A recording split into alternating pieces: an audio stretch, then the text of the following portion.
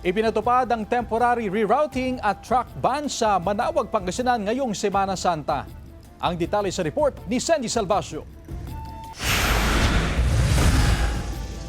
Ramdam na raw ang dagsa ng mga mananampalatayang Katoliko sa Minor Basilica of Our Lady of the Most Holy Rosary of Manawag sa Pangasinan. Hindi raw inasahan ng lokal na pamahalaan ang dami ng bilang ng mga bibisita sa Minor Basilica dahil sa nararanasang krisis. Nagsimula raw maramdaman ang dami ng mga tao noong linggo ng palaspas na hudyat ng Semana Santa. 700,000 to 800,000 ang nagagawin po dito for the whole night and even up to Easter Sunday. Ito po inaasahan na halos magparehas din dahil nga it's their faith. Upang maibsan ang mabigat na daloy ng trapiko sa bayan, pansamantalang isasara ang ilang bahagi ng kalsada sa barangay poblasyon. Kasi based on the previous years, despite implementing truck ban, may mga nakakalusot pa rin na mga maraming mga trailer trucks and even dump trucks na malalaki. Yun po naging isang hinang minsan ng sikip ng trapiko dito po sa gitna. Nakalatag na ang security plan ng otoridad, lalo na sa mga magsasagawa ng alay lakad na manggagaling pa sa iba't ibang lugar. Magkakaroon ng Central Command Center dito sa may crossing lang, dito sa may